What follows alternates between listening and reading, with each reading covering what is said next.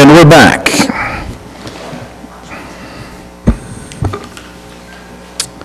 All right, let's go to item number 7. This is a public hearing, and it's an update to the Transportation Master Plan. It is city initiated, and we'll turn the time over to Gordon Minor. There he is for the presentation.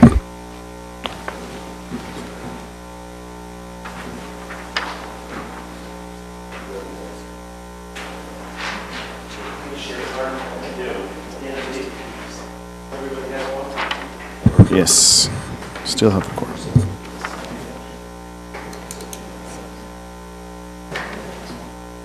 Okay, thank you.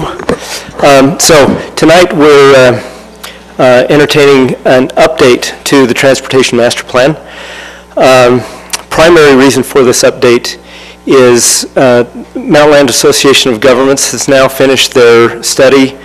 I put the word finished in quotation marks. For our purposes, they've given us enough information to act on. And so if you recall, the previous Transportation Master Plan, the one that we approved in about February or January of 2017, had a big caveat on it about Foothill Boulevard. And so the Mountain Land Association of Governments study has now given us better information to act on, and we've incorporated that information into this update. There are a few other adjustments we've made to it. I'll go ahead, and the consultant was prepared to talk about this, but I'll go ahead and mention these two.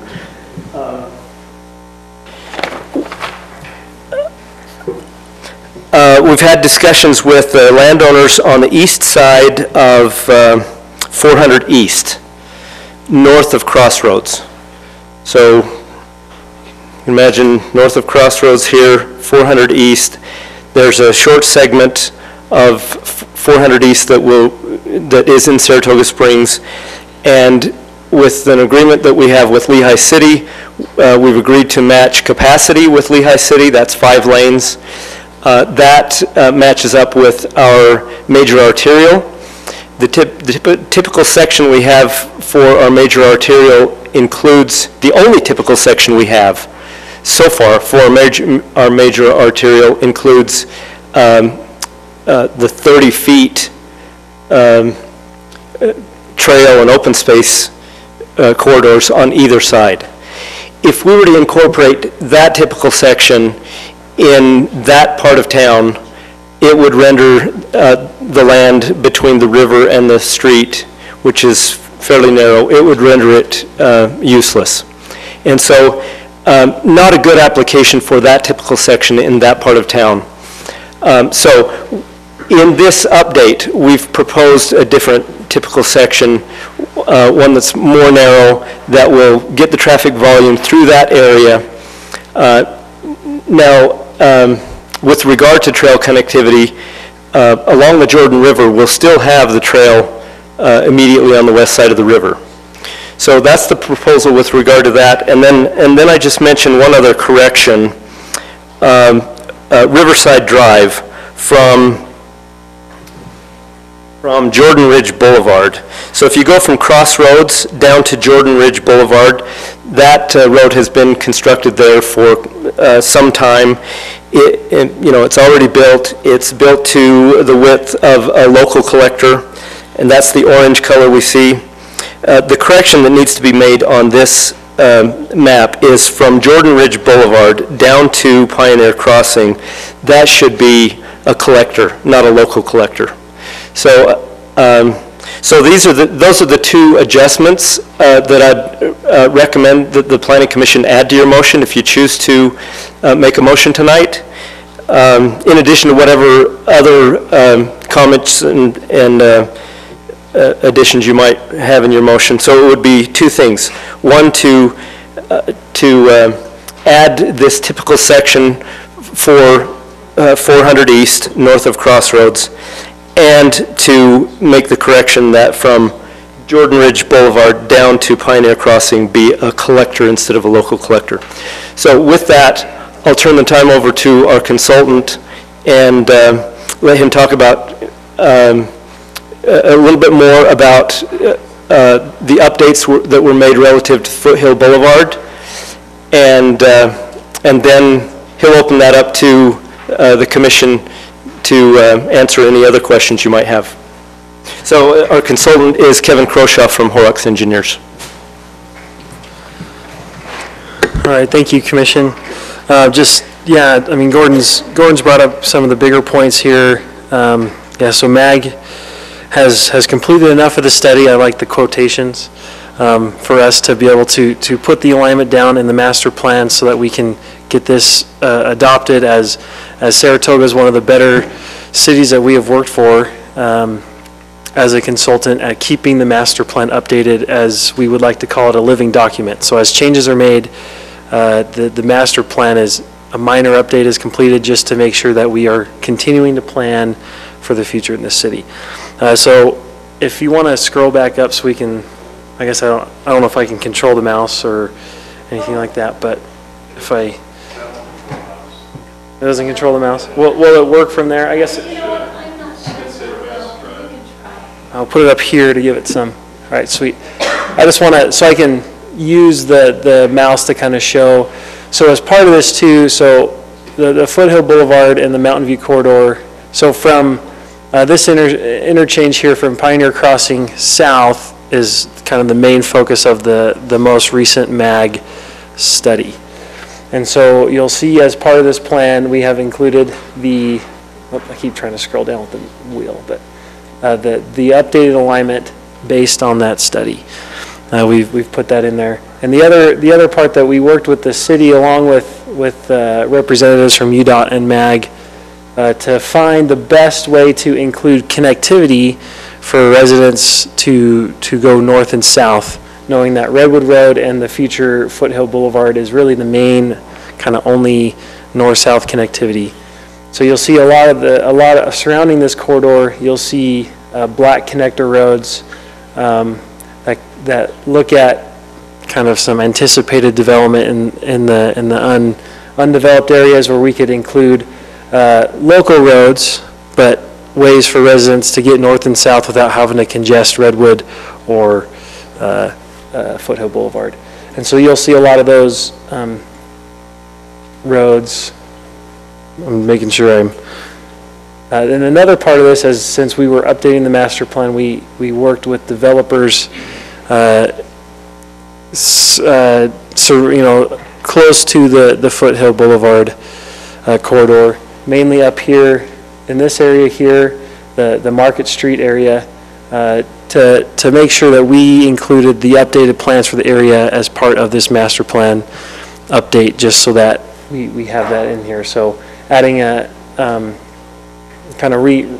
essentially nothing major changed, just more realignment of the roads. And of course, remember, this is a master plan, so if you take your finger and lay it on top of that road, that's the anticipated alignment of the road, meaning we want a collector there, but we're not saying this is the definite alignment.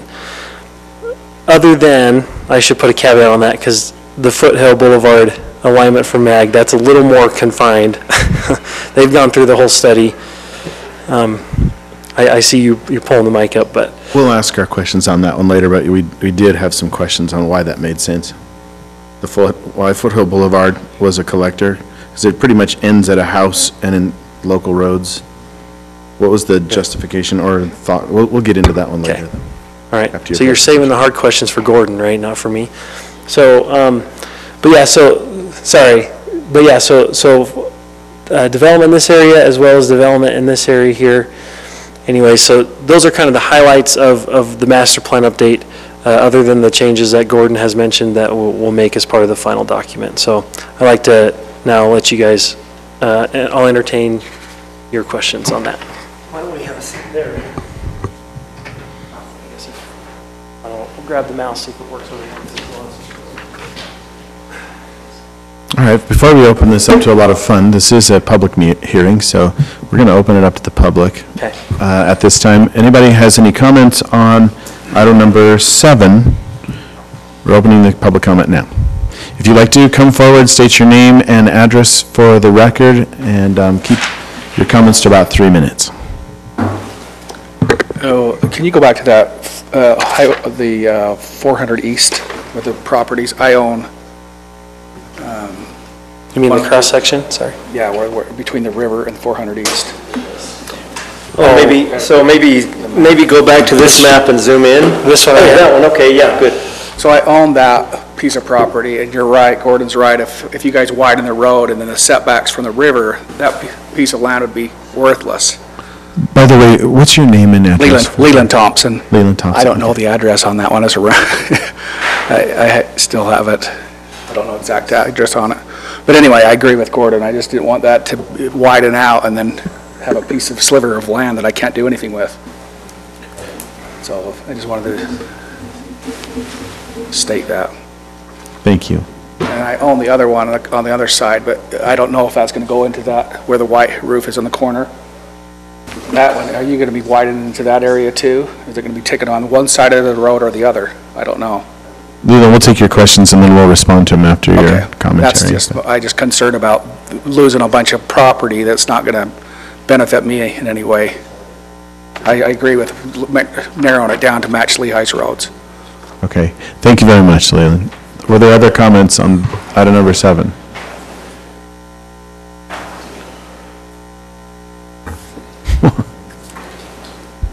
Okay. Any others? Okay, then we're going to close public commentary on item number 7. And let's open this up to the Planning Commission for comment. Did you have some comments you want to make? Yeah, if I could, and I appreciate the comments that we just got regarding this road. One of the challenges that we have is this cross-section is really being driven more by Lehigh than it is by us. And the problem that we have is they've got a lot of development that they're doing, and in essence, that's the width of the road that they're stubbing to our city border. As part of some boundary agreements and some other things that we've been working with them on, we agreed to work with them to make sure that, you know, the asphalt width matches going through this area.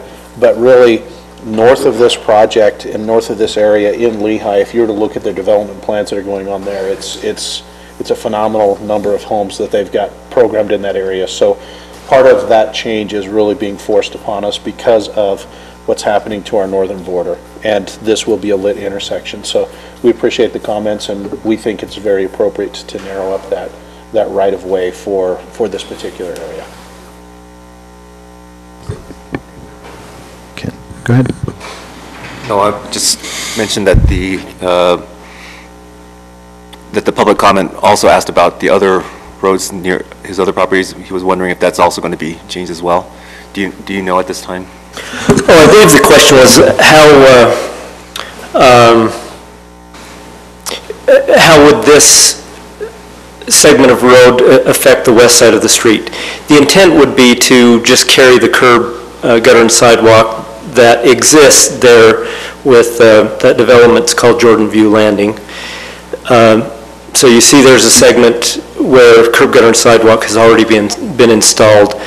We would propose to just continue that alignment. So the properties to the west would not be affected at all. So all this widening would occur to the east, in other words. Okay, even down there by the intersection where it's white roof, up into the left, right? Okay. That's what it's not. I own that one plus the one above it. That's just a acre, 1.2 acres right there, just straight across from Ivory Homes. So is that where you're seeing the gutter existing, or is that not? The urban gutter's right there already, but it's going to be widened to the east, is what's going to kill that piece of property I have there. I'm sorry, nobody can hear you online, and we can't put that into record, and we've closed the comment, but thank you for that, we've heard you. What he's saying is that these two pieces of property there are currently not developed, and it would kill his property value. Anyway, Gordon, did you want to respond to that? Curb, gutter, and sidewalk terminate where I've got the pointer. And so we'd propose to connect onto curb, gutter, and sidewalk right there. And the alignment might be adjusted a little bit to the west, but not a lot. This is a 105-foot right-of-way, and we're going to connect right there, and obviously we have to connect right in here. So there's not a lot of wiggle room between those two connection points for a 105-foot right-of-way. Okay. Any other comments? I'm going to turn this over to the Planning Commission. So, the one comment that I had is on, I think it's page 5 of the pamphlet. It's not necessarily, it's like page 14 of our in our packet, but it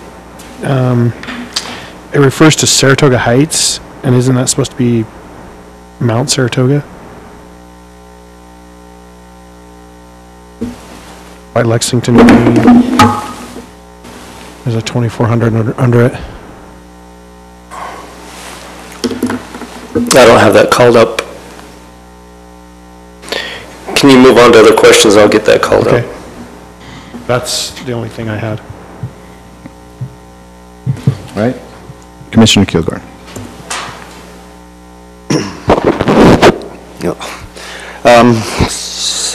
Paragraph 4.3.1 mentions a circular type driveway, and I was wondering what is a circular type driveway, and do we require these today?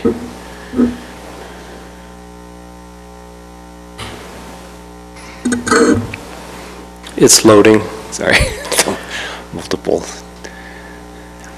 So what page is that on? Well, it's page 30, yeah, page 30 of the master plan, under 4.3 safety.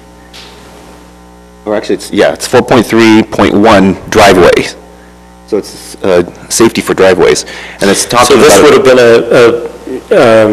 an existing, wouldn't be something we would have adjusted. I'm happy to talk about it. It's not something, this is something that was already in the plan. Okay, I don't know what was in the plan. Okay, so what page was that again, please? Yeah, so it was page 30. Yeah, I'm getting there. So I just read the whole plan. Good for you. No, I mean, I didn't know if You it must was have been well rested. I don't think there were any red lines, so I didn't know what was new and what wasn't new. Okay, 4.3.1? Yeah, it mentions a circular type driveway, and I was wondering, do we require circular type driveways? Because today, because I never heard of that. Well, we never have required them. What are they? Circular type driveways? That would be, where somebody has 2 entry points and it curves to their house. Okay. All right. Then I guess that's good. Let's see, this time 4.4.2, and that's, let me find it. That's the very next page. Okay. Reading this just brought up a general question. Can we talk about signalizing at night? And what I'm asking is, why do we force primary traffic on an arterial road, for example, to stop at night at an intersection? Why can we use the flashing green? Where the primary traffic gets flashing green while the secondary gets flashing red during late hours. I noticed, driving through parts of more suburban parts of Denver, I've noticed that for larger arterial or type of roads that they provide kind of a right-of-way for the primary traffic. So it just doesn't seem to make sense to have to stop at a red light at 2 in the morning when there's no traffic at all. And if anything, I wonder if it just encourages people to just drive through anyway. So if you have that flashing green for the primary and then the flashing red for the secondary, it causes the secondary to stop, but the primary can continue through. And I was just wondering if that's something that maybe we could look at. So that's an operations question that we can certainly explore. It's not a topic that we would address in the master plan, but we can explore it otherwise. Yeah, I guess because this section is about intersection improvements, but it talks about stop sign warrants and traffic signal warrants and things like that. So, I didn't know where else to really bring this up, but there's nowhere in the plan that talks about nighttime signalizing. And so I was wondering if that's something that can be added somewhere, even if it's not maybe in this section. Sure, like I say, it's an operational issue. We can address that with Public Works. It's not a master planning issue, though. Okay, all right. And just come to think of it, I don't recall, Kevin, did we make any changes to the text, or did we just change the map? Yeah, so I was gonna maybe answer that part of it. So for the changes, mainly were to the map, to the 2040 Transportation Master Plan map. And so, and I do not recall any of the text being updated, except for adding in the new cross-section. That would be the only part of the text of the document that was changed. We did a lot of updates to the text on the last master plan update that was completed in 2017. Okay. Which, I mean, these are all great to receive at any point. Sorry, when a plan is in the staff packet, I read the whole thing, so. Well, I appreciate that because we work hard to write that, so I'm glad at least one person reads it. Oh, I think we all do, but I probably just read Well, it. it's certainly subject to correction, comment, and so forth. I'm just saying, there were no changes to the text. We only looked at the map, but we're happy to entertain whatever you want to entertain here. Okay, and I'm happy to entertain you as well. So, again, having read it, then it brings up these things, so I don't, it may not pertain to the specific changes that you're requesting, but it's topic of discussion, I think, for future. Do we require a traffic impact study for all developments, or is it only for developments that access like I-15 or UDOT highways? It's for all developments, and there's a trigger, basically a trigger we use. They have to at least produce a trip generation memo, and if those counts reach a certain threshold, then we'll escalate the level of study that's required. Okay. All right. There was, let's see what page this is. Speaking of typos, paragraph, so page 38, number 3, you have Redwood Road to western border. That border, I think, is the wrong kind of border, just so you know.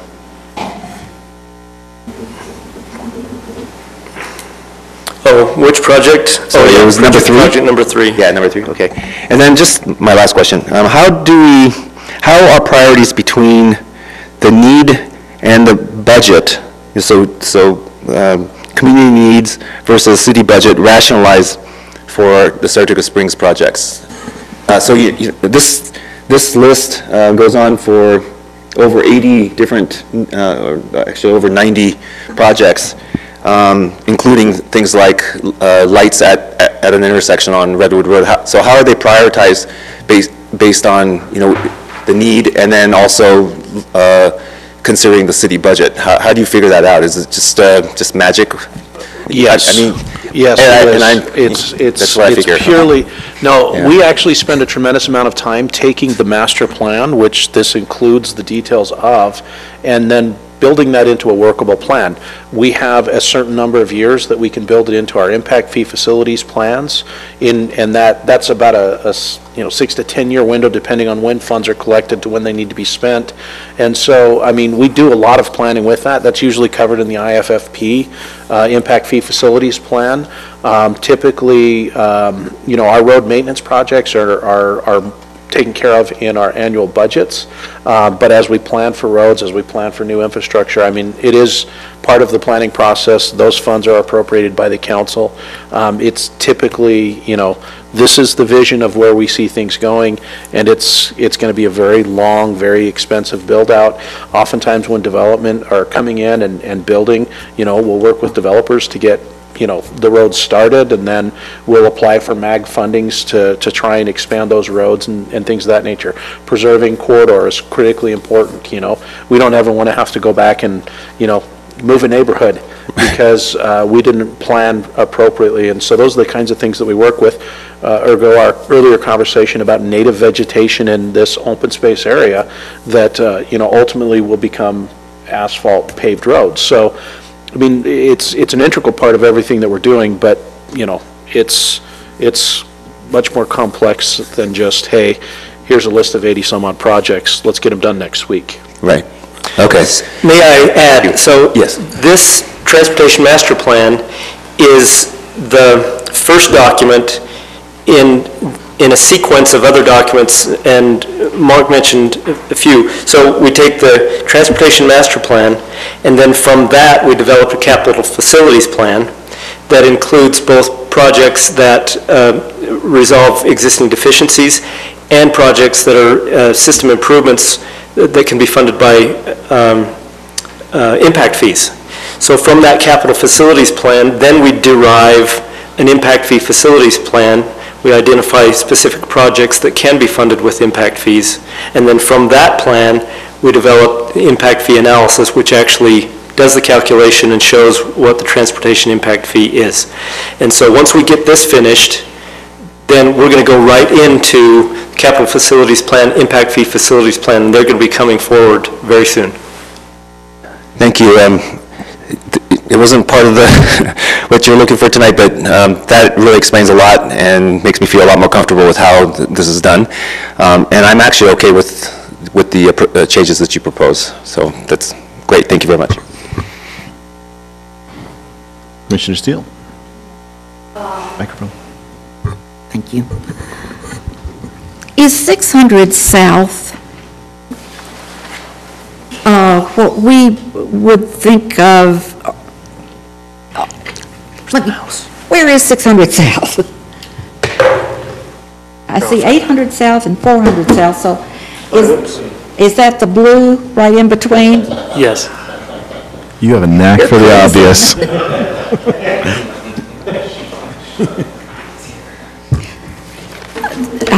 I had and then you go to, well, let me back up.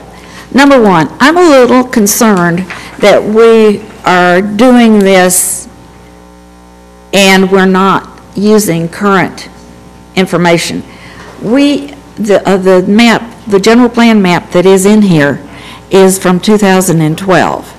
And that's 6 years ago, and there's been a lot of changes to it. And we just made some more changes that have been forwarded to the council for action. So a lot of this information may have changed, but since you haven't changed any of the verbiage, when will we have a transportation master plan that is updated to what we have currently? Okay. Would you like me to?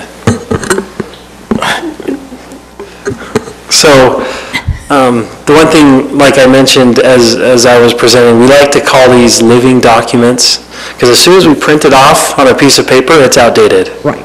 Right? I understand that. And that's the frustrating part, especially in a city like Saratoga Springs where there are changes almost every single week. It's hard to keep up with that. But what we try and do as part of this, since there is a paper copy, is we put what's, and again, as part of this one, our main changes were updates to this map. But we do try to, in the document, say where the living version of each map is located. So if that isn't on the general plan map in the document, we'll make sure it gets in there. That leads the reader to the website where they can look at the most updated version of the map. Okay. In your projects, number 58 and 59, I wonder if eventually these need to be deleted, because South House, I'm sure, is schoolhouse, and you want it from Redwood Road to 400 South, and then South High Point Drive from 400 South to Schoolhouse Drive. At least the one that was Schoolhouse from Redwood to, I'll have to say to my dismay, was taken from a collector to a local street. And I drove down it today, and to try to widen it now would probably not be an easy fix. And so in High Point, you got fire hydrants, you got a clubhouse that's very close to the street. to me, those two probably ought to be deleted from this, my opinion. I had a question about, somewhere it says that we have allowed development along Highway 73, which is now Crossroads, and that there would eventually need to be a frontage road. And until I heard the, 400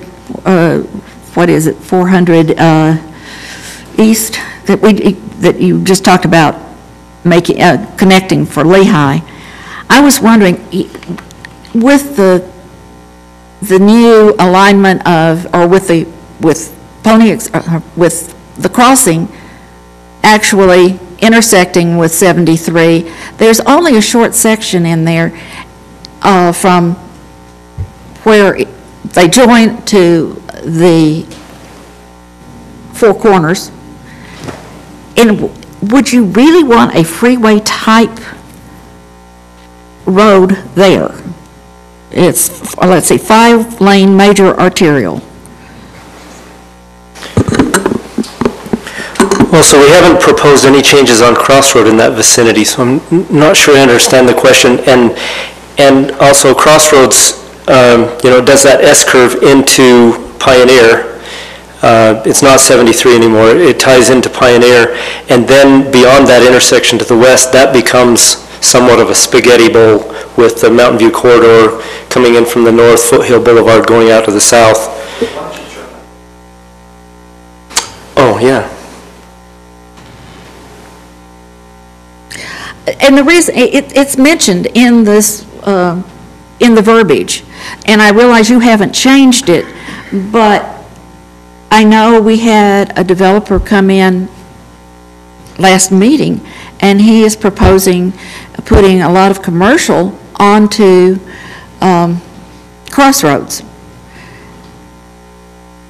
And if we're going to need a frontage road, I suspect he needs to be made aware of that so he plans his project in the future. Well, I guess that's where I'm confused. I'm not aware that we need a frontage road. It says so in here. Oh, then that, in this document it does? Yes, it does. Okay, we need to address that. Please. And that, I believe, Can I just ask a clarification? So the frontage road concept is actually talked about more on SR 73 west of 800 west. So if there's a frontage road conversation regarding that, it's from that point to the west. but we don't have any development down there in this. But we will ultimately have a need for frontage roads along that freeway corridor that we want. Right. But, And UDOT's plans call for that, west of that interchange. but this talks about that we have allowed multiple accesses onto Crossroads. They call it 73 in here. And that eventually we would need frontage roads to facilitate those businesses. And to me, there's a very short section in there, and I can't see it being a huge road. Well, so if that's what it says, east of this interchange, that's not needed and we need to correct the plan. Thank you. That's all I was asking. That. Thank you for finding it. There's obviously remnants from before. All right, any other comments from the planning commission? Okay, I did have a couple of little things. If you take a look at Ring Road, and you look just south of that, you have a proposed roundabout that's in the unincorporated portion of the city. Okay. So ironically, that's where people do, they have a little track and they go around on dirt. But just to the south of that, you show the collector going just south of that. There's a mountain in the way, there's a bluff. I'm just wondering how you intend on getting through that. If you look at it directly from Google Earth and you look at it down, it looks like you can drive directly through that. But you have to go in four-wheel drive low if you're going to go up that thing in a Jeep if you're lucky. And so I'm just wondering how you're going to have a collector go through that. Which location? So go south of Redwood, go south. There's an unincorporated area there to the left. And if you go, there's two streets that come off of Colt. And if you go just left there, you can see, you've got a roundabout in your proposed map. And right there, there's an exit that you're going to have coming off of the Mountain View corridor. But right there, there's a mountain that's in the way. That we've been working with the landowner there, and so some of the feedback is coming from some of their ideas, and so at some point, I think it might make more sense, but as of right now, we've gotten some feedback based on kind of what's going on. The feedback that we've gotten from those neighborhoods, which is why we're showing a roundabout, is that Stillwater and some of those streets that come through that area do not want basically an interchange dumping onto their neighborhood streets. And so we're trying to work with and plan for some sort of opportunity to get off of the freeway system, to get onto more local roads, and then disperse the traffic out and not necessarily create a major arterial on existing roads that have houses on them. I have no problem with that. So we understand the topography question. That's largely what that developer's going to have to be working with. Okay, the reason I ask is because recently there was a lot of dynamiting going to put in a large pipe that was for the water for the city. I think it was secondary water. And they had to blast that thing a lot just to bury the pipe.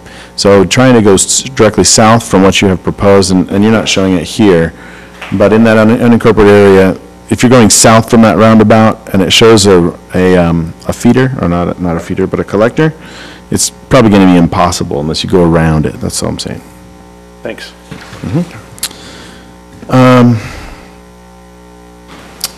Are there any other questions from the city or from staff or from the planning commission? Oh, one other thing. Let's see.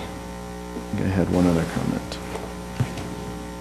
Okay, so did the feasibility research come out for where we were going to align Mountain View Corridor with regards to the dump? And how are we going to do that? This actually will have frontage roads to Grandview Boulevard. After Grandview Boulevard, we will narrow out and not have frontage roads on this particular system. So at Grandview, you'll see kind of the road cross-section kind of change and then narrow up. And we've been working with UDOT for creating more local roads in those areas to try and feed into that area. But that alignment that you see on that map has their final alignment. Are they going to put pylons down to? Well, you see they've avoided the landfill there. They've avoided all. Can you see They're that? not on the edge of it, but they've avoided those areas. Okay. All right. Those are the only questions I had, so I'll entertain a motion. I was going to ask what the specific road was going to be, what the road name was for that second condition that you wanted to add. Oh, yes. Yeah, I thought you said Jordan River or something, but... Jordan Ridge Boulevard. Jordan Ridge. Jordan Ridge Boulevard southward, that needs to be a collector instead of a local collector. So there were two things. Did you get both of those?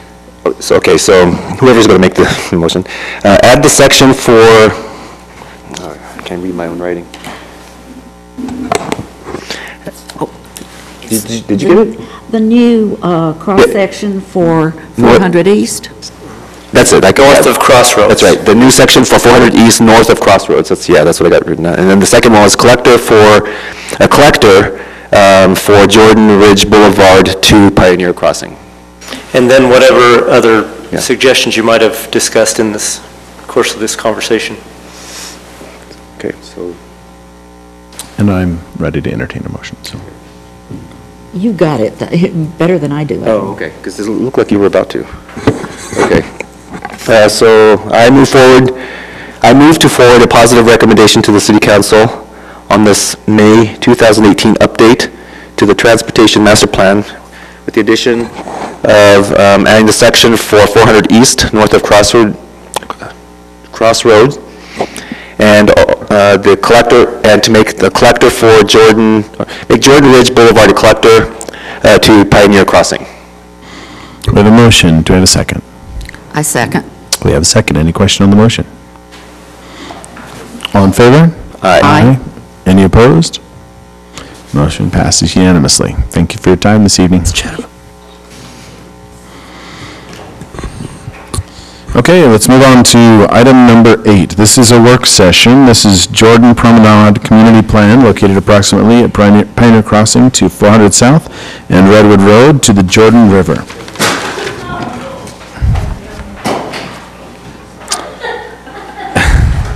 We've already given you our attention, so Nora,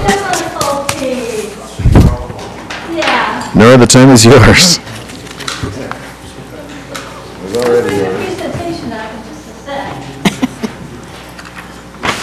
I'd like to have this. How about that? Good luck.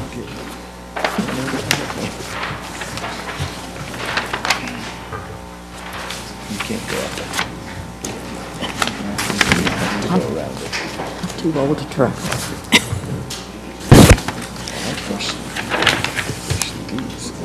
Those are really steep.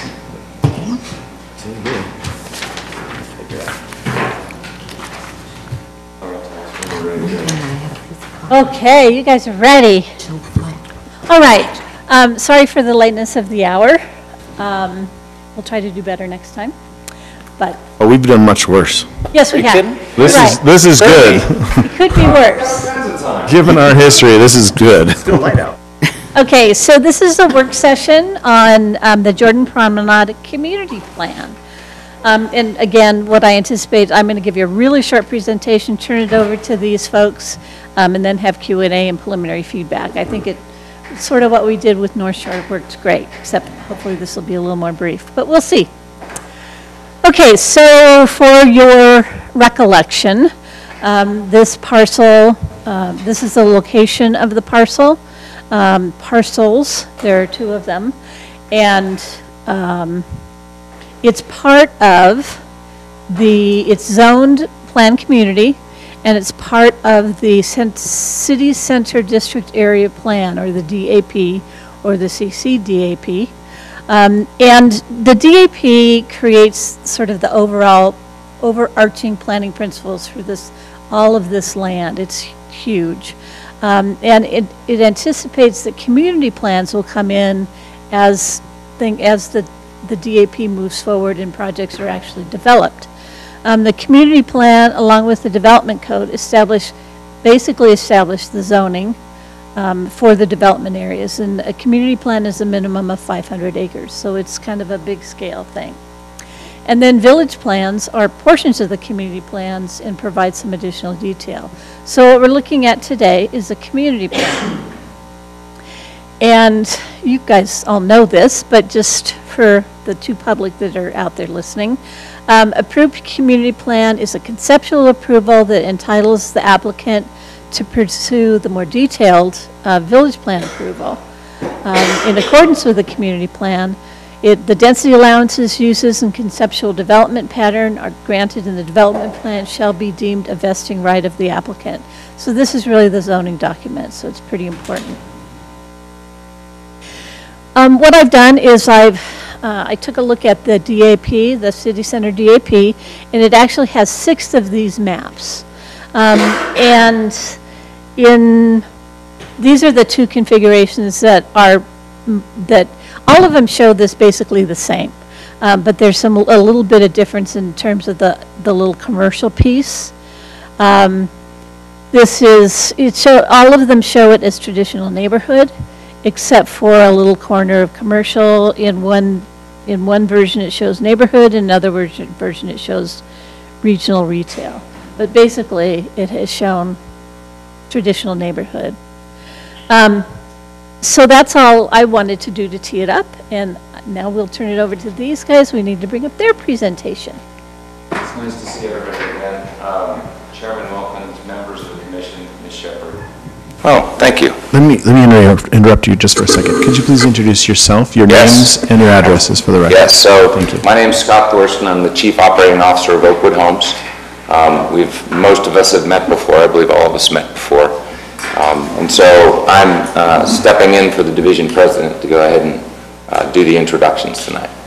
Thank you. You look like you had a question. No. Okay. Welcome, and please continue. All right, thank you. Thank you all for the opportunity to present Jordan Promenade. Thank you all as well for all of the one-on-ones over the past year, our group meetings, taking the time to do the tours and come visit some of our property and talk to us about what our vision is for the community.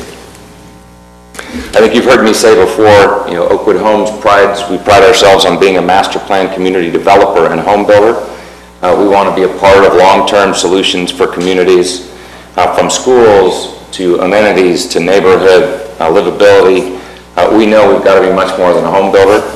We've got to be a responsible and contributing citizen, and we intend on being here for a long, long time, and hopefully we can demonstrate that's who we are and what we want to do. Let me introduce the team members. I'm going to introduce Josh. Josh Rowland, he's the principal with LAI. He's going to do tonight's presentation. In addition, available to us should we have questions, we've got Matthew Edema, Vice President of Land for Oakwood Homes, Bruce Rao, the Corporate Executive Vice President of Land Acquisition, Nate Walter, Senior Project Manager with LAI Engineering, and I'd like to especially welcome Sean Skanke with Suburban Land Reserve, the land seller. With that, I'll turn it over to Josh to go into the presentation. Thanks, Scott. Again, Josh Rowland, LAI. We're going to just run through some of the high points. Nora did tee this up nicely, and I think our abbreviated presentation will go well with the time of the evening. We're really here tonight to hear from you and get your feedback. So I did just want to start by talking about how we use the district area plan to kind of create the framework for our project. And there's some guiding planning principles that are right kind of in the front of the planning section of the district area plan. And I think our proposal really ties in well with that. One of the main ones is to create walkable districts. As we get into the details of this slide and the next one, you really start to see how we've intentionally planned a very robust trail and pedestrian connection throughout the entire project.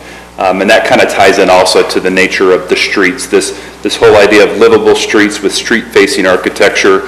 As we get into the discussion about the product, we're proposing quite a wide variety of product, much of which has a very forward, proud architecture with garages hidden to the side and to the back. So we have a lot of front porches and a lot of streets that aren't dominated by garages necessarily.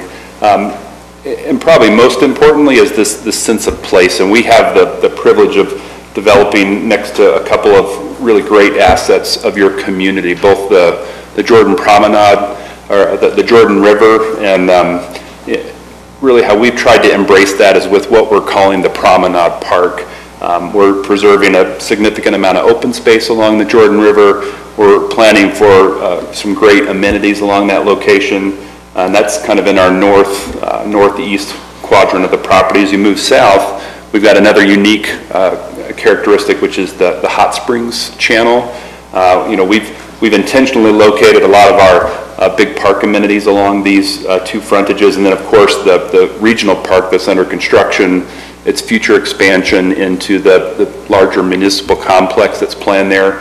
We're intentionally connecting everybody in our community to those spaces. So that's really what creates our sense of place. And we have, as you've seen throughout the proposal, designed and kind of thematically thought about how our community is going to embrace those features.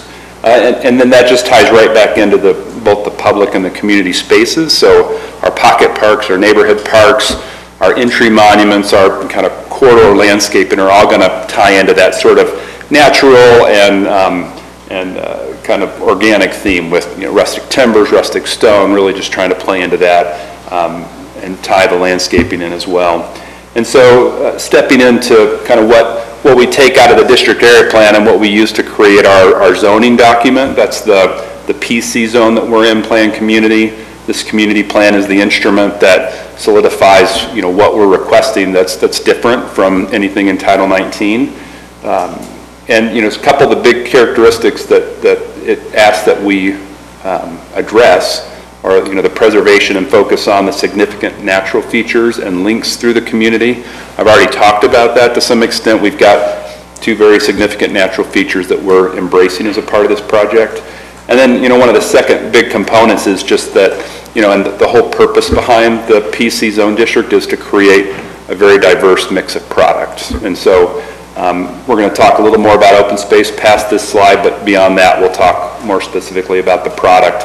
We have, in essence, 5 different products. We have the townhomes that are all alley loaded with front porches facing streets and green courts. We have our single-family cluster homes, which have a lot of porches and very minimal, impacts with garages on the street. And then we also have 3 levels of single-family traditional housing as well. The next slide here is just elaborating on our open space plan. You see a lot of dashed lines and a lot of bright colors. We have a big network of those red trails that are identified as more internal and kind of moving pedestrians north and south and east and west through and around the community. We have a significant corridor along Redwood. We'll have another corridor along Riverside. And then moving east and west, because that's probably the most important movement through the site, we're going to have trails that are either in the form of detached sidewalks along local streets that might kind of stop and start as they interact with parks and open space. So it's not necessarily that we're going to have a continuous trail through these locations. And the open space plan overlay that you see in your community plan book probably speaks a little more specifically to it. But these trails there'll be pedestrian connections east and west, so that there's some very intentional movement and view corridors that are established through the property. And everything, as mentioned in these first 2 bullets, connects predominantly to the east, to the Promenade Waterfront Park. We're excited about that. We've worked, closely with Nora on really what's appropriate and what the city's looking for in those areas. Those green circles with the T's represent our trailheads. Those are going to be areas that have parking lots and more active nodes for public use along the riverfront, stand-up paddleboard, kayak type put-in locations. We're actually discussing the opportunity of partnering with the city on a project that you have already planned on the east side of the Jordan River at the parking lot for the airplane park that doesn't have funding right now. So we're actually hoping to partner and fund that one early on so that there's a new improvement that both the city and these future residents will both benefit from. And that's the one that's kind of the southern green circle there, just on the north side. The Hot Springs Greenway is going to be another component of the open space plan that has a big neighborhood park next to it as well. The 2 neighborhood parks along the Jordan Promenade Waterfront and the Greenway, the Hot Springs Greenway, will be where we have the larger parks with the more significant amenities, the sport courts, the potential pool and clubhouse sites. And then secondly, the neighborhood, the pocket parks are smaller, more intimate parks that are scattered throughout each individual village. And those will be, shade structures, tot lots, small other recreational amenities, bocce ball courts, open green lawns, a lot of real nice landscaping in those locations. And I kind of started with the last bullet, both the trail network, because I wanted you to think about how all these spaces are connected as we went through them. So with that, I'm going to just quickly run through, I know quite a few of you, and here's a few images that you saw in the community park document that just really embody, I think, what this community is going to live and feel like, because it's going to have quite a bit of these open space characteristics, both the ideas like pavilions in the neighborhood parks, trails along the Jordan River. We did sprinkle in some of our imagery for entry monuments that show the kind of the rustic stone and timber makeup of those areas. I understand that quite a few of you did some product tour with Oakwood, so we'll just run through this real quick. But the townhome product, we wanted to talk a little bit about, the fact that this diverse mix of product allows for a diverse opportunity for different buyers. You know, we're looking to address both from the first-time buyer, you know, young professional families, school teachers, you know, public sector workers who are looking for that first house or that first move up in that, you know, that 50 to 60,000 median income range. They want the same opportunities in this vibrant community as those in that luxury buyer component, which will be in our higher end single family home market. So these attached products will live with great front porches facing out towards the streets and common green areas. We have the cluster homes, which is kind of that next tier up. It's a single family house, but there's a choice here about lifestyle. It's either going to be somebody who's moving down that wants to not have to maintain the yard or shovel the driveway or worry as much about that type of care in the home, or it's going to be that young professional or you know, single person or young married couple that really doesn't want all of the financial burden of that big property maintenance. But these things have been immensely popular in the marketplace here, and they kind of address a wider range of buyer profile. And then our single family detached homes as well. They range from our small lot size of 4,000 square feet up to the 8,000 square foot lots. And in each of these three ranges, we have options for both a standard lot and a slightly wider lot to accommodate 2- and 3-car garages. So we have that flexibility as well. And, you know, we're going to end our presentation with that, just kind of as a broad overview. There's a lot of details in the book, and we know that we've gotten some comments from the commissioners over the course of our interaction with staff, and we're here. We have the document available to pull up as well on the screens, and we can answer detailed questions and big picture questions as well. So with that, I'll hand it back over to you guys. And in terms of where they are in the process, they submitted a version of the community plan, and we have made comments and returned those to them, and they actually have responded. So the version you have in your packet does address some of our initial comments, just so you know where they are in the scheme of things. Thank you for your presentation. We're going to turn the time now over to the Planning Commission for comments.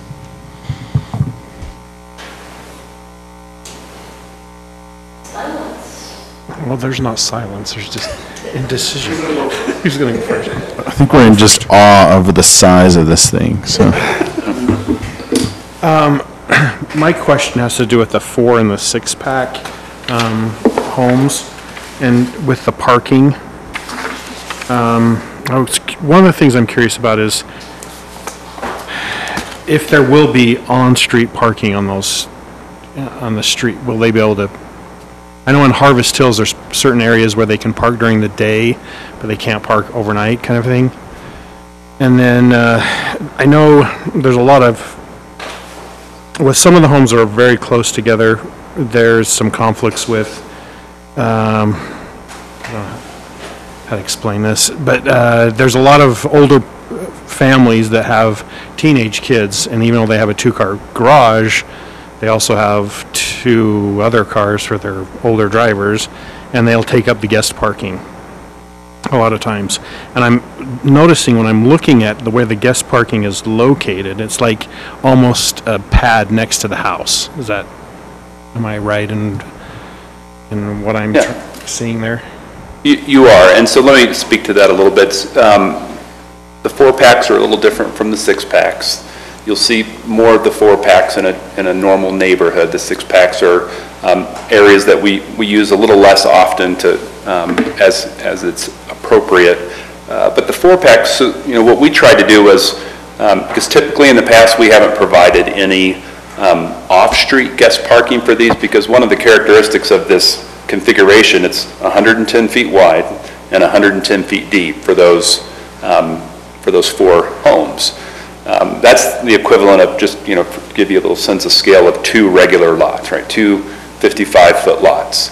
But we only have 1 driveway in that 110 feet, and that leaves you enough room on either side on the street for 2 parking spaces. Now, we understand, as you guys interpret or read the code, that you can't count on-street parking as guest parking spaces. and that was why we went ahead and added some off-street guest parking.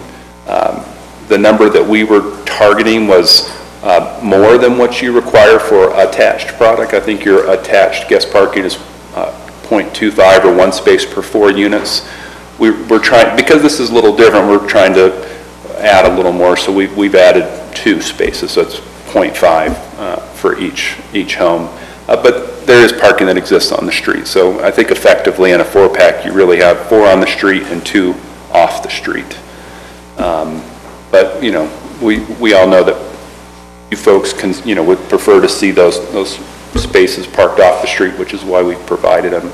Done the same thing on the 6-packs, but the difference about the 6-packs is that the 2 rear units are actually configured such that there are additional parking in front of those garages. And a lot of this, you're concerned about the location and the perception of those is something that has to be managed through the HOA, the covenant codes and restrictions. It's something that's explained to the buyers at the onset of the purchase and enforced through HOA. Okay, that was my next question, how they're going to enforce it. All right, that kind of covers that. My next thing is the sign that goes over the sidewalk. First of all, I like the signs. I think they're nice looking, and I'm just concerned about going over the sidewalk with... Yeah, there's a few locations, limited locations where we have this planned, and it's primarily on Pony Express where we've got that 110-foot, 105-foot right-of-way plus 60 feet, 30 and 30 on each side. So, you know, that corridor is designed to have these big detached meandering walks. We might even pull those further out of the right-of-way, depending on how we work with city staff to do monuments in the right-of-way or outside. But we're not doing this in a lot of location. It is a little space constrained when you get in on some of those tighter areas. But, you know, it's a dramatic effect. You know, we've done some neighborhoods where we actually do the monument over the street, but we don't have that opportunity here. So we wanted to, you know, I think the feel of pulling the timbers over an entry is pretty dramatic, and it's got a nice effect. So we'll be working closely with engineering and planning to make sure we're doing it right, and we're not creating any issues for the city. Councilman, what was that you said you were a little concerned about? What's the concern so we make sure we try to address it? Is that going to cause us a safety issue to have them go over the walkway? Is the concern that if the feature were to fail or fall over, that it would hurt somebody?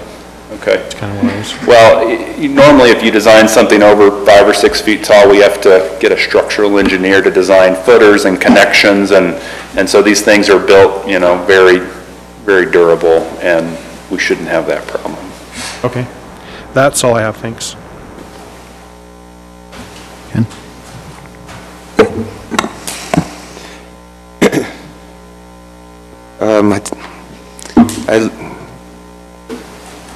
Just a general comment. I love the fact that we're having more developers coming in with the nautical theme. I just think that's one of the things that distinguishes Saratoga Springs from a lot of other communities, and I'm glad that you're taking that to design and architectural elements that kind of bring that element. We had other applicants doing the same thing, and it's great that we're finally creating that kind of a community. I mean, the other ones are great too, but again, just to make Saratoga Springs stand out a little bit, it's really great to have that nautical stuff. So I really like that. I'd like to ask just a point of clarification. These are just kind of minor details, but since it's a working session, I figure I'll just bring it up to you. Maybe I'm just reading this wrong, but on your page 40, you talk about accessory structure front yard setback. And the front yard setback for accessory structure you list as 20 feet minimum, but also same as primary structure side yard, but I thought the side yard for primary structure was 10 feet. So is that a discrepancy, or am I reading that wrong? The discrepancy, it's 10 feet between buildings, but it's 5 foot from the property line. So. Oh, okay. Oh, so like in between the houses to the house, it's 5 feet, but between the houses is 10 feet. Correct. Okay. And that's standard building code. Yeah, so that is, but with the accessory, it says same as primary structure side yard, 20-foot minimum. You see what I'm saying? On the accessory building. So I understood the primary structure. I understand the primary is 10 feet maximum between buildings, but on your accessory structures requiring a building permit, the setback for the front yard is the same as primary structure side yard, and it says 20 feet. And I was just wondering if that's... So it's probably just some ordering there. Front yard is 20, and then it's the... Yeah, because... That is just some strange wording. Yeah, it must be a typo, I think. Okay, so maybe you could just clarify that, because if you say it's the same as the primary structure side yard, that would be 10 feet, whereas you have 20 feet listed here. So, again, just a point of clarification. Okay. Yeah. Thank you. Okay. Going forward, so I was lucky to be a part of the group that went to see the your development. I think it's in Lehigh, where we took the bus and went. So that was great because I understood what a cluster home looked like, and I thought, yeah, there definitely is probably a market for that for different demographic buyers and such, and so I thought that was terrific. One of the questions I did have there, and I thought I asked it there, and I can't remember what the answer was, but how is snow removal handled for the townhomes with the alleyways and with the cluster homes? Yeah, so I think the answer was that in the alleyway as well as in the driveway within the cluster home area, that's each individual owner is responsible for snow removal up to the street. Is that correct? No, actually, those will be HOA maintained. Okay. Because in the cluster product, yeah, in the front of the homes, it's common area. There are access easements that allows all four of those owners to use the same driveway. So front yard landscaping and front driveway snow removal is included in the HOA. So the HOA does that? Correct. Does it then, all the way into, right up to the driveway? Mm-hmm. Oh, okay. Then I misunderstood. So that's actually good, because that makes sure that it gets done. And then I was wondering if our fire department is okay. So on the 6th cluster, I noticed that the depth all the way to from the road, all the way to the rear of the last of the 6th cluster is 168 feet depth from the street to the backs of the farthest homes. And I was wondering if the fire department's okay with that as far as being able to reach those homes, or are there other ways that they're going to be able to reach those homes? The maximum depth for the fire department is 150 feet, wherever you're, providing a driveway, and we're quite a bit less than that. I think we're about 120 or 130. So your point about to the rear property line is accurate, but where they measure it from is the length of the driveway. So we're in good shape on the length for getting trucks in there without needing a location to turn around to get back out. That's generally how they measure it. If it's over 150 feet, then they want a cul-de-sac or another way to turn their vehicle around and exit back out. Okay, so, all right, so it's 150 feet, I see. And although the back of the home is 168 feet, that's not the concern then. But how about, so are they expecting to bring their trucks into the driveway, or, because I thought maybe they wouldn't have to leave it at the side of the road and they had to get their hoses out that far, but I guess that's not the We got plan. plenty of hose, and we don't ever want to take our fire engines on, like, driveway approaches and things like that. Our machines are so heavy. Unless they're built to a much thicker cross-section, we're going to destroy them. So our intent is not to be driving down those, and we'll have the fire marshal, fire chief take a close look at that. Okay. But as long as they're in that 150 feet, it should meet code. We have actually asked them to upgrade the engineering on those driveways to accommodate larger vehicles. But I have suggested that they talk to our fire marshal too.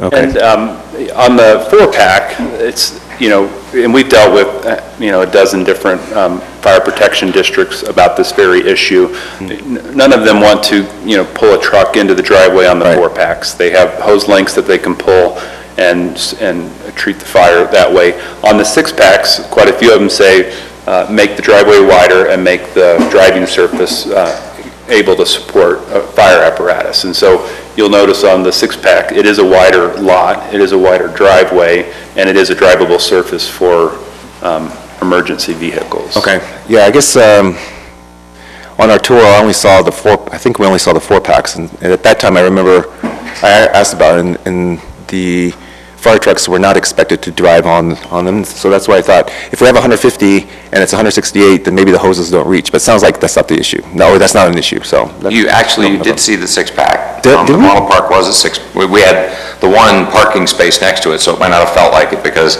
there were 5 of the 6 homes built, and then one of the home sites was actually parking, but actually, that's right. It was 6. And we've had to address this issue, as Josh said a dozen times. Okay, all right.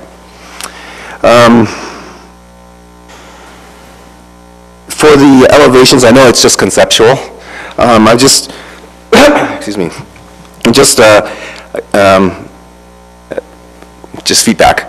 Since it is, since Jordan Promenade has the nautical or waterside kind of theme, just suggesting maybe you add a Cape Cod style as one of the options for elevation options. I don't know if you have 4 here. I don't know if you're trying to limit to 4. If you're open to adding another one, then Cape Cod. I know it's typical. It's what everyone has, but at least on the south side of the city, if you look at the homes, Cape Cod's actually fairly popular, probably because the homes that have been built so far are on the lake shore. And just continue on that, and many of those neighborhoods also have street names and such that that are fairly waterside evocative. And so I think I don't think you'd be disappointed if you add a Cape Cod home and how well they sell. If you only want to keep it to 4, I'm actually not a big fan of the homestead plan, so that's just my personal opinion. But so if you had to swap one out, maybe that's the one you would swap out. Only not because I don't think it's attractive, but it seems to go more along with like a farm kind of environment or a community.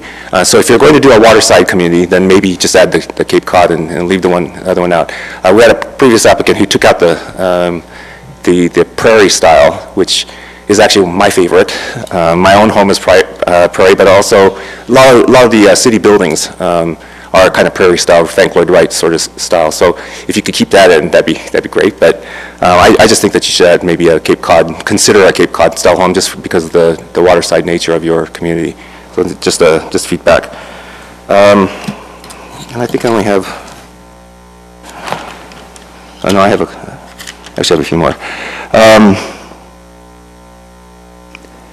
On page 2, 3, 4.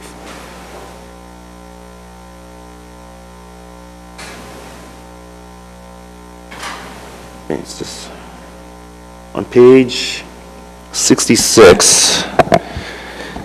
It says eastern boundary of the survey area is Redwood Road. Oh, okay, yeah. It says that the eastern boundary of the survey area is Redwood Road, and the western boundary consists of both the Jordan River and Saratoga Road. It seems like the cardinal directions are reversed, or am I reading that incorrectly? I would think that I would think that the Redwood Road is the western boundary, right? So just a clarification thing.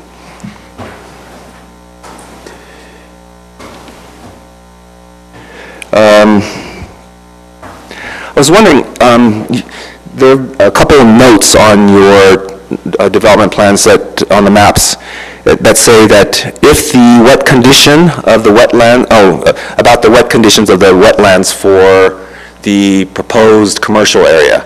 And I was wondering, if the wet conditions of the wetlands can't be mitigated, then what happens to the area that's designated potential commercial mixed-use area? What do you plan to do with that if it can't be mitigated? As we discussed on the tours, we're master planning the entire neighborhood, but we're purchasing the residential property.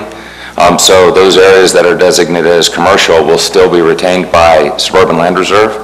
And so I don't know, Sean, if you want to can answer that question now, but we won't own that property or don't control that property Okay. once the planning is complete, so I don't have the answer myself because we don't own the property or won't own that property. On the other hand, it's part of the big picture, and so we raise that as a concern, because I think we heard from Council and Planning Commission that having a commercial component was really important, especially down near the park, and their facilities as well. And so I've asked them for some more information on the wetlands to find out if they're in fact jurisdictional wetlands, or if they were created by irrigation, that now that this is transforming from irrigated land into houses, whether that will go away naturally because of the difference in drainage patterns and irrigation patterns. So hopefully we will get some additional information on that. I certainly would not want to see the area designated as commercial if it can't be built on in the future. Right. So. There's a good chance that these are wetlands because the city's property that it purchased for the city, future city complex, the north portion of that property is wetlands. Well, I mean, yeah, I don't think there's been an official delineation. It certainly is wetland type of area right now. But what I can say is that we believe that the reason that the conditions exist today are predominantly due to agricultural activity. Right. And as that transitions out, that these areas will dry up. If I go back to the land use plan, I just wanted to point out one thing. There are some areas that are definitely wetlands, and we've left them out. If you look, this is the secondary water master plan, but this location right here in between our commercial and residential, there's some actual kind of pond and wetland, real wetland characteristics there, and those are intended to be preserved. These areas a little further to the east are more just inundated areas due to agricultural activities, and I think, the city, as mentioned, has experienced similar things in their studies on the portions immediately adjacent, and we all anticipate that we can remedy that, and they are not jurisdictional type wetlands, and we hopefully can be developed in the future. Okay. Yeah, I noticed in the staff packet, it did mention that there were other areas similar that did dry out eventually. I was just wondering what happens if it doesn't dry out. Then, so if it's wetlands, then is that like a protected area or something, or is it open space? It'll just be in a continuation of the open space along the river. Open space. Yeah. Okay. I noticed also on your wildlife study, there was nothing about pronghorns. Did they just not come up? It just wasn't seen? Because there are pronghorns that run around there, and I was just wondering if that's not considered part of the native or the local wildlife. I am not a wildlife expert, but I do know that there's things about habitat for where they actually graze or actually live versus pass through. I think this is an area where they do pass through, but just due to the nature of the agricultural activities, it's really just it's a pass through versus some of the other species that were documented that we'll have to be cognizant of just to make sure we're properly inspecting for the presence of some of those birds and make sure they're not during their nesting periods and things like that. But this is an agricultural field. There's not a lot of real viable wildlife habitat located here, and I think it's pretty well reflected in that habitat report. And that's really the purpose for the work session here, is if you'd like clarification on that, we can get a different narrative from our wildlife specialist. Well, and I'm not sure if it's something that's your area, if it's your responsibility, because I don't think the pronghorn necessarily, I don't know what they do, nest, what breed, on your property. But maybe this is something for staff. During our general plan discussions, we had mentioned, preservation of wildlife corridors and such, but we said it, but we didn't really define what that really means as far as preservation, and sooner or later, the pronghorn's just going to run out of places to stay. And I don't know if that's something that we want. Well, you've got to remember, the state of Utah has loaded them up in the U-Haul and moved them away a few times, and they keep coming back. Yes, yeah, so that's why they want to, so therefore, we should probably take... Well, but the challenge is like, for example, Tickville Wash would be a natural drainage that would be one that we'd say, okay, that's great. But we've piped Tickville Wash on the bottom part of it, so there's not really a channel that's going to get them back to the lake. Just based on the future development activities, there's not necessarily a natural wash or direction that would work well through this particular property. Because you've got Pony Express that kind of lines up, and you've already got farms that are already kind of blocking that. It's certainly something that we can look at. It's certainly a conversation that we need to have. There are pronghorn out there, but that herd is much, much smaller today than it was even several years ago when I started here. And I know the state has relocated them to other areas. We've got a few holdouts that keep coming back, but for the most part, it's an interesting question when urban meets, nature. No, I agree, and I don't think it's necessarily the applicant's issue. I bring it up because you did do a wildlife study, and it didn't mention it, so that's why I'm bringing it up. And now I'm just mentioning to the staff, maybe it's something that we look at more. And yay, they're dwindling, it may not be a problem anymore, but maybe it's something that, we should at least probably take a look at, since it is in our general plan, to consider those things, and maybe just see what that really means. So it's a great study discussion point for us. Yeah. And I still have a few more. 19.26.0, so let's see, let me see what page this is on you.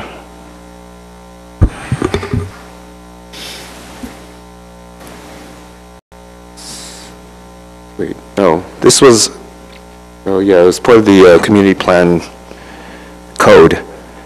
19.26.06 paragraph 2, ERU transfers. So equivalent residential unit transfers. The code says guiding transfer provisions shall be provided in the community plan, and detailed transfer provisions shall be established in the village plans. I didn't see any guiding ERU transfer provisions in the community plan. Or is that something I missed? On the build-out allocation map, the legend in the upper right-hand corner does have some listings of ERU equivalents for commercial and meeting house and school sites. And so that was, I think, staff did respond about that specific item as well in our first submittal, so we added that. I think that's more of a means to have an accounting for if and when those uses occur, then it has to be tallied against however many ERUs have been allocated to this project.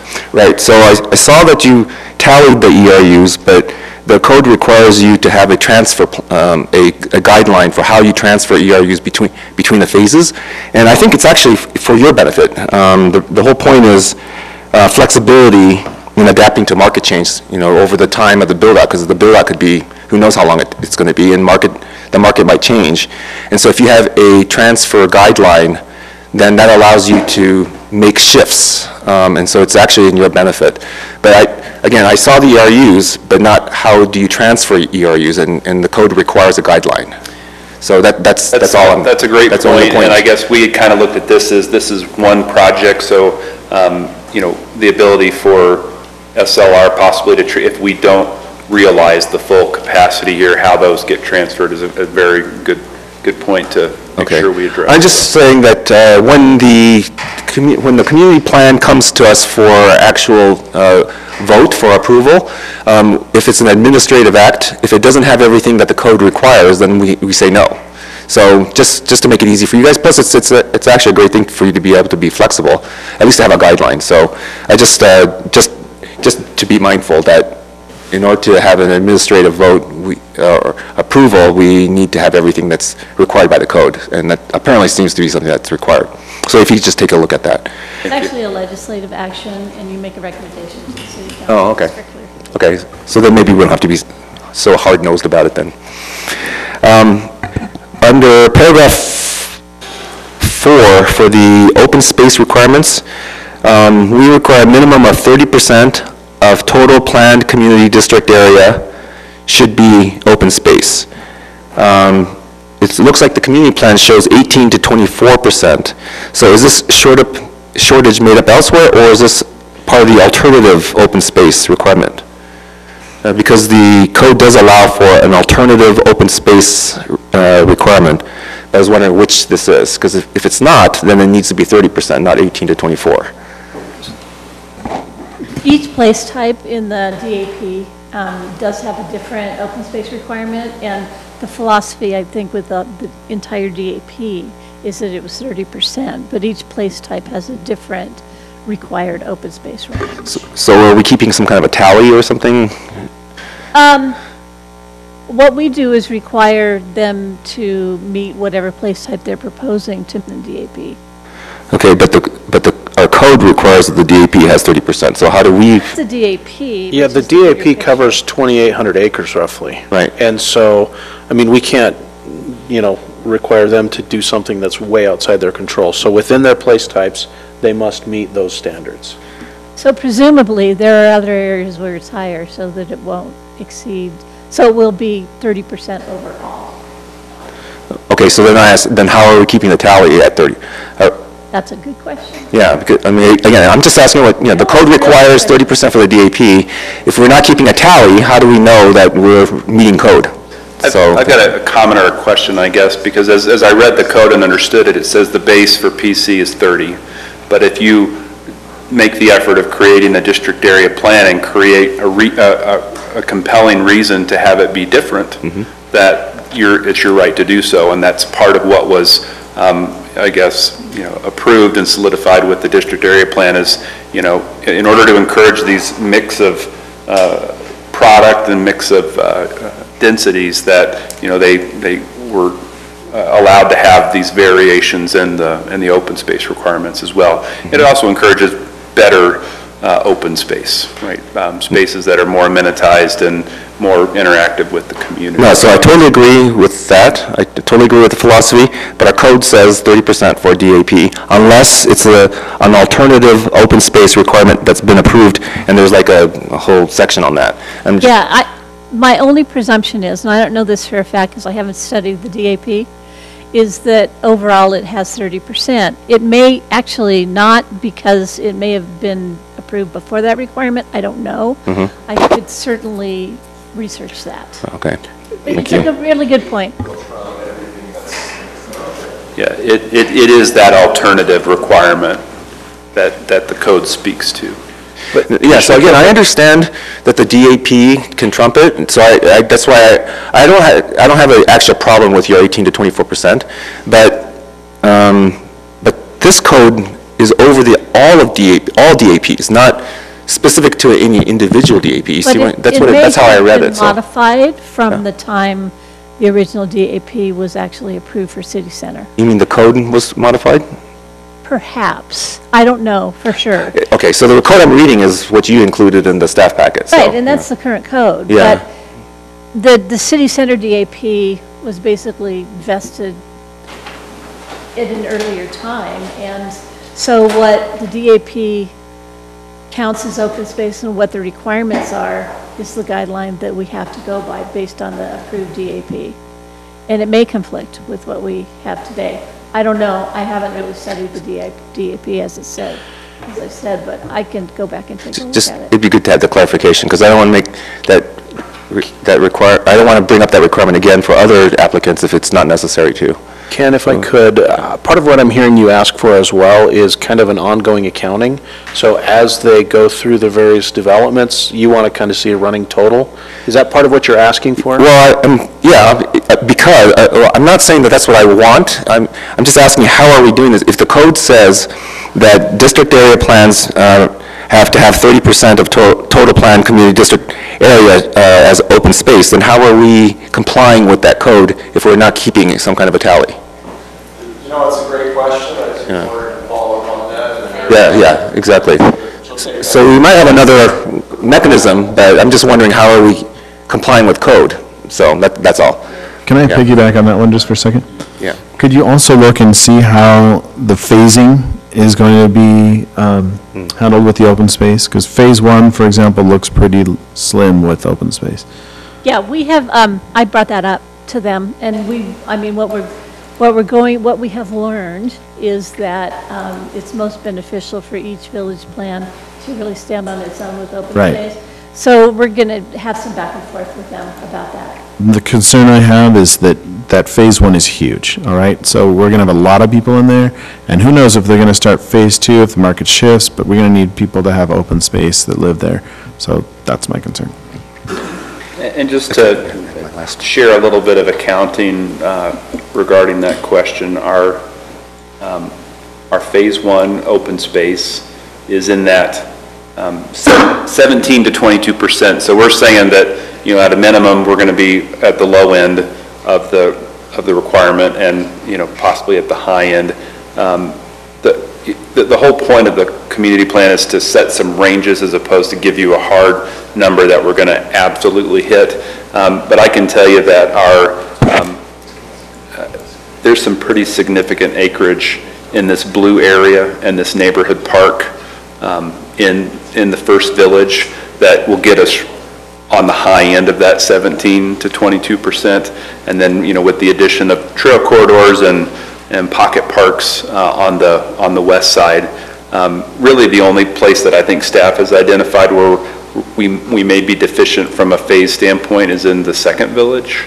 And that's mainly because we're 35 or 40, but we're really heavy in Village 3 along the Jordan Promenade because there's a significant amount of acreage along that. So what we've talked about with staff, that's part of what brought up the discussion about partnering with the city on that trailhead put-in location, was saying, hey, either you can build portions of your Jordan River improvements with Village 2, or hey, what do you think about partnering with the city on one of our improvements? So those are the things we're discussing right now.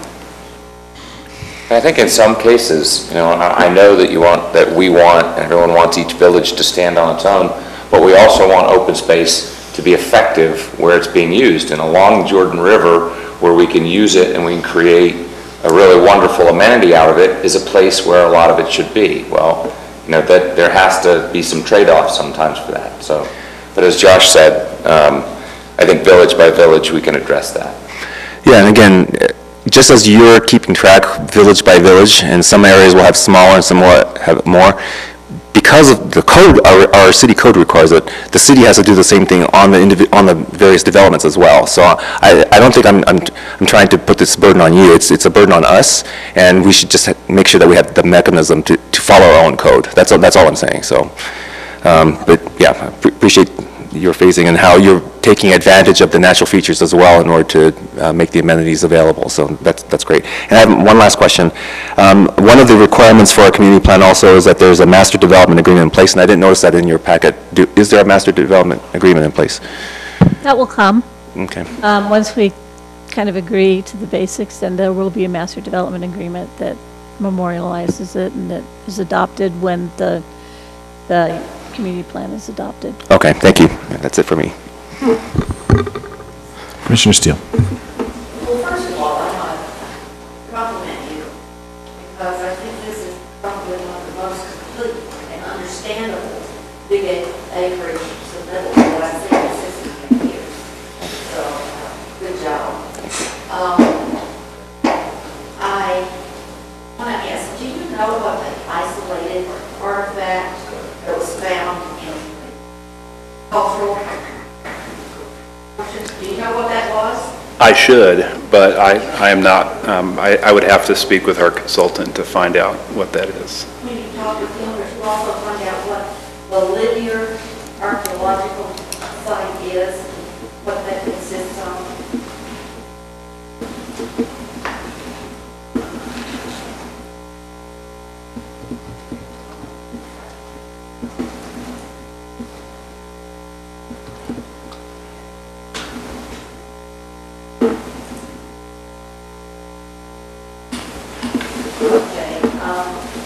And the other, I have one big concern. When you were trying to convince me that the cluster homes were a good idea, I I heard, as have others, I've checked to see if I was hearing things, that you were going to, the HOA would maintain the backyards as well as the front. And I understand there's been some back and forth on that. I will tell you that's a sticking point with me because of, I'll just give you an example. Living in subdivision and homeowners all put in their Park Street except for one. Yeah, beautiful home, big roses everywhere. Used to maintain his Park Street. Beautiful home. I can see that happening. You own so much and then got part of the next door property.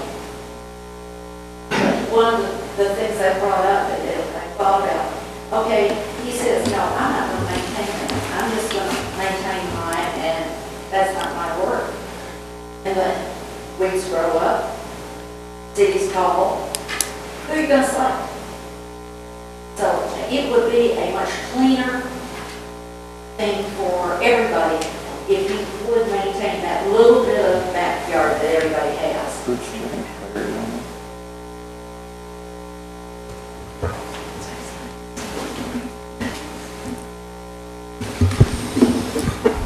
Hi there, could you introduce yourself, your name and address for the record? So Bruce Rowell with Oakwood Homes. Commissioner Steele, I think what I understand you're asking about is the shared use easement area that becomes part of the adjacent homeowner's backyard, and whether or not that would be owned or maintained by that adjacent homeowner who has access to it, or by the property owner or by the HOA. And your preference is that it would be the HOA. So I think that's a good question. We have built a large amount of this product and been very successful with it in many different jurisdictions in Utah and in Colorado. We haven't had that as a problem. Honestly, we're more concerned about the aspects of having the HOA enter a backyard, which feels like private space, and do maintenance, and very much prefer to avoid that condition.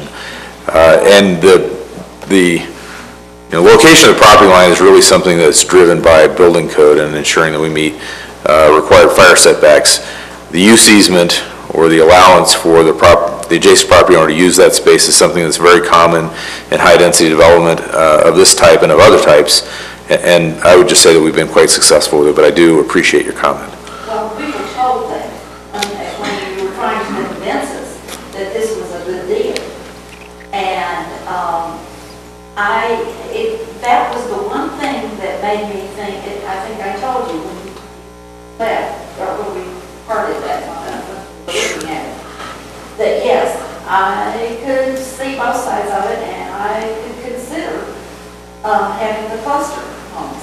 That's the biggest portion of you have more of those than anything else.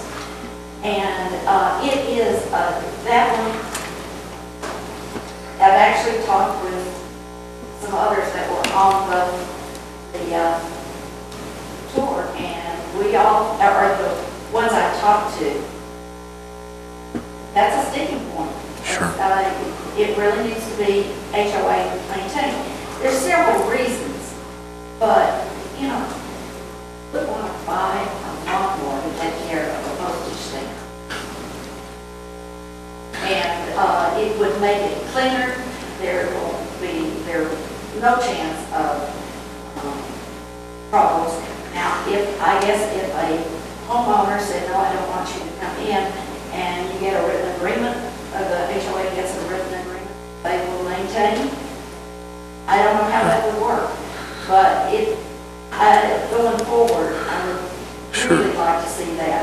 So our covenants really address that maintenance obligation, and it becomes a legal obligation of that property owner, and it's very clear to them and communicated to them. And that's two of us were not convinced until you said that it was going to be maintained by the HOA. Don't want to argue with you, I understand your point, but that's what we heard, and it was the thing that made it where we said, okay, they know what they're doing. Sure. It's a popular product, and we still have a few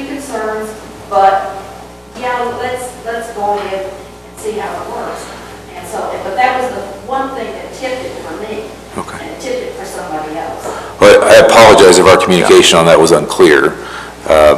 To be clear about what we intend and intended to communicate to you and to others, and what we consistently have done across all of these products, is that all of the space essentially outside of the fence is being maintained by the HOA, or in some circumstances by metro districts, but commonly maintained. And so that does include the common driveway. It does include the areas adjacent to the common driveway that are landscaped, they're small, but they would look like a front yard. The tree lawn area that we've spoken about, and the area between the sidewalk and the building in the front. I think, and we may not resolve this in this discussion, we do appreciate your comment. I think the way that I would describe the difference between those spaces is your backyard, just like these individuals' backyards, is private space. And in the same way you might not want the HOA to come in and maintain your furnace inside of your house or enter your private space, we feel, and we find that our residents feel the same way about their rear yards, and that is private space, and they don't necessarily want an HOA coming in and maintaining that. And I really do, Commissioner Steele, appreciate your comment, but that's at least the way we look at it. Okay, and you know how I feel about it. We do. It is a sticky. And I remember that it was that barbecue pit area, and yeah, we were told there was HOA, and at that point, under my breath, I thought, oh, my dog's going to cause a liability problem with that. And so I remember that being said. Yeah. You did,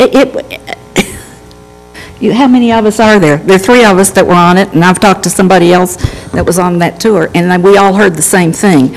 And as I say, that tipped it for me, and that, yeah, let's go with it. All right, so everybody's heard each other on that one. Let's move on to the next one. If I could, though, let's clarify, that is not the case, so I apologize if that's the message that you heard, or if someone spoke incorrectly on the tour, but it is not intended to be HOA maintained. And if that's the sticking point we have to continue to discuss, then we have to discuss that. As Bruce said, we have built literally, probably in excess of 1,000 of these, but and have not had that problem. Just as someone is responsible for the maintenance of their own backyard with that use agreement, they are as legally obligated to maintain that area that is shared, or that goes over that property line. So they have the same legal obligation to maintain it in either case. But I do want to clarify, if that was what someone on our staff said, that is incorrect. That is not what the intention is. It's not intended to be HOA maintained. We kicked around and we all talked as we toured that day. One of the other alternatives is that we don't fence the backyards. But what we thought we were providing with this product and with that use agreement is a larger backyard space, so people have a better, more usable yard than the 5-foot strip on the side of a house that has a fence all the way down, that people do nothing but put their garbage can or whatever in. That by doing the use agreement, they had a usable space. I would hate to give up the fencing in order to avoid that issue, but I recognize it is absolutely, and I respect your position on that. And we talked about it a lot. I remember you and I talking about that a lot. And I do apologize if that was, if someone on our staff said that, but that isn't what the intention is. It's not intended to be HOA maintained behind the fence. Okay. That's all. Okay, I absolutely understand. Any other comments over here? Okay. So I know this is out of your hands and it's probably out of the scope of this meeting, but I do want to discuss it a little bit. With the traffic study that you've provided, it said that it suggested 3 lanes of traffic in north and south direction on Redwood Road. What are we currently going to have when we're done with these improvements that we're doing right now? On Redwood Road? Just south of Redwood Road. Just south of... Pony? Yes, of Pony Express. Gordon? I think that's just a plan for a trail right now with the project. No, they're talking about the number of lanes on Pony Express. Oh, I thought he was talking about Redwood. Okay. He said Redwood, but I think are you talking? So, hold on, where Riverside goes north, it goes to Pioneer Crossing. Pioneer Crossing. So south of Pioneer Crossing on Redwood Road, what are we going to end up with when we're done with all of our construction? Yes. Which phase and in what year? Because, I current mean, phase. I'm told that in 2021, they're going to add one more lane, so I don't know that that's true or not. I mean, that's part of why the Foothill Boulevard alignment becomes so important, is because that will become a major pressure valve for the demands on Redwood Road. Yeah. I don't know that their traffic study is going to really answer the question, because they're looking at their traffic. They're not looking at what's happening down in Mallard Bay, Harbor Bay, Fox Hollow, those kinds of areas, Right. so it's going to... What about the north portion of Riverside Drive in the intersection of Pioneer Crossing? Are we going to have any way of turning west at that location? Or Yes, that'll be a full movement signalized intersection. Okay. Because I'm looking at this, and this is just going to be huge. And I just want to, we're planning, so let's take a look at this and make sure we're doing stuff with traffic. Now, your phasing and timing, what are you looking at? Phase 1, when do you think you're going to break ground, or when do you hope to break ground? Last week? I was going to say, that's a loaded question. I mean, we would love to be through the process to be able to start development, by the end of this year or early next year. Okay, and then when do you foresee Phase 2? 12 months after that, right? Yeah, 12 months later? No, just give me a moment. Anticipate the demand that's going to take care of that? No, I'm really wanting, I'm just curious to know, when do you consider your... I'm sorry? When do you project Phase 2? I would say Phase 2 is probably 3 years later, 2 to 3 years later. I mean, obviously depending on absorption, but 2 to 3 years later. So with that, I'd caveat it could be a lot quicker. We've seen that a lot in the developments that happen here in our community, especially the northern part of the city. The takedown ratio is phenomenal, but I don't know, there's a lot of product, there's a lot of variables in it, but 3 years is their guess, and I'd say you could say 3 years or less. Okay, and then the only other concern, I mean, sure, traffic's going to be a concern, but for you, that's a good concern. You want people to come in and purchase your product. What I'm looking at is, and I've had this concern when we first looked at this, and I think I made an analogy of this being a steak, with the fat being the open space on the eastern portion of your property. If I'm in Phase 1 and I'm in north of 400 South and I'm east of Redwood Road and I'm south of Pony Express Parkway, I'm going to have 3 options. I'm going to be able to go to the Pocket Park, go to church, or go to that commercial area. And I'm concerned that, and then the residential development area in the northeast section of Phase 2. I know that you're doing a good job of putting all of your open space along the river, but if I'm a kid and I want to go to somewhere, where am I going to go besides I'm going to have to go all the way to the river? And if I'm a little younger, I'm not going to be able to ride my bike. My parents may not want me to go over towards the river. So how are you going to protect against dangers of the river and little kids that need to get out and play? How's that going to work? I mean, you put all of that open space on the east side. Well, it's our intent on the west side of Phase 1 and the west side of Phase 2 to have a nice pocket park. These are acre and a half is how we currently have them in the plan. So you can do quite a bit in a park of that nature. What goes in there? What do you guys You can have a nice playground. You can have sport courts. You can have open lawn for, not sports fields, but, throwing the Frisbee, running the dog, that kind of a thing. Looks like it's about the size of a baseball field. If you're looking at the map, it's about the size of the future city municipal complex baseball field, one of those fields. Yep, so if you think about a competition-sized ball field, it's about 300 by 300, out to the fence. So, that's, when you start programming that, you can do a lot in that much space. And these are going to be kind of intimate in the sense that they're going to be surrounded by homes. They're going to be walkable. That's the whole intent of the trails that we've shown, is that, half the fun is getting there, right? So we're going to have trail corridors. We do have the benefit of trail corridors along Redwood that are pulled way off. They're going to have meandering bike paths paths. Those are going to peel into the community and connect into the parks.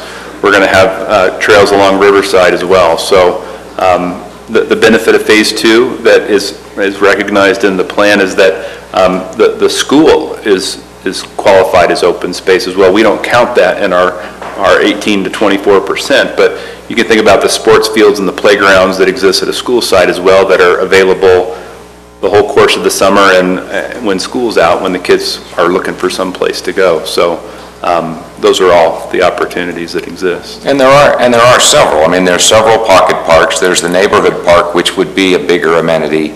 That would be where a swimming pool would be, or any of those kind of facilities would be. Over along the hot springs, the city park and that facility. So there's several of them down in Phase 1. I mean, you know, the nature of the property is that, you know, there's a big amenity along the river. And that's just, you know, we can't get there for a while.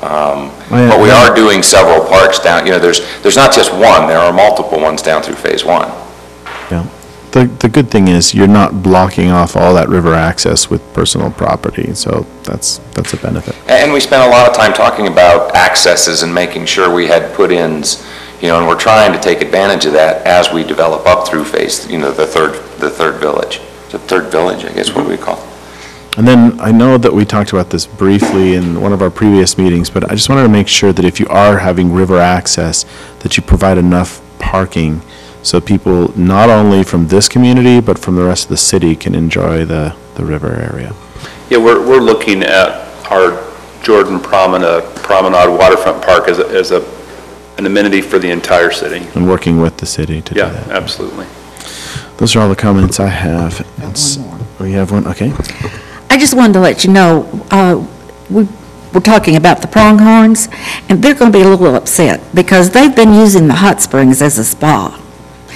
It's still going to be there, and we're actually preserving about 5 to 6 acres around that hot spring, and we're going to put our trails there and some nature interpretive exhibit type opportunities. So yeah, I mean, that's a huge. You may see some. Yeah, I'm sure we will. Thank you. Any other comments from the planning commission? Well, hopefully we provided you with some kind of value. Are there any other questions you have for us? No, this has been very helpful. Thank you. Okay, well, thank you. That's it. We don't have a motion to do. It's just a work session. And then we're going to go on to looking at some other boring things. So. Thanks. Thank you all for hanging in there, Planning Commission included. Yeah. All right. Item number 9, approval of minutes, June 14th, 2018. I'll entertain a motion, unless you have some changes to propose. Was it, Maine? It's general. Yeah, I know, but I don't. I move that the Planning Commission approves the Planning Commission meeting minutes for June 14th, 2018. Motion. Do we have a second?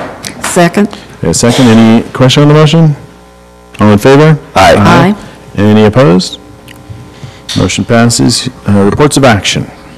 Could you show? No reports. I wasn't here on that date, and so I didn't vote for minutes. We can't do that. We can't approve it then if we don't have a quorum for that. Is that right? Right?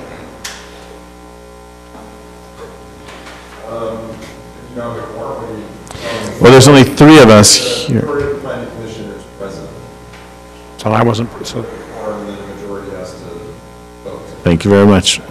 Let the motion stand. Okay, you have the majority. Okay. Reports of action. No reports. Commission comments. I'm going to be out of town for the next July meeting, the first July meeting, but I'll be here for the second July meeting. All right. And I'm available to attend if you guys need an additional person to have a quorum. I can attend electronically. So you're out both meetings in July? Just the first one. First one, okay. Yes. Okay. Any other comments? Director's report. Just to give you an update, the City Council did listen to the general plan changes last week. They continued it with the exception of one item. They did approve the changes on the turf farm property. by adding some, keeping some high-density residential, but adding some office back in. So they did act on that, but then basically what the owner wanted, but where the owner wanted their high-density residential on the west side, that went to office. Other than that, they continued the other items for us to make some changes, and so we'll bring those back to them. Cool. All right, any others? All right, without objection, we'll adjourn.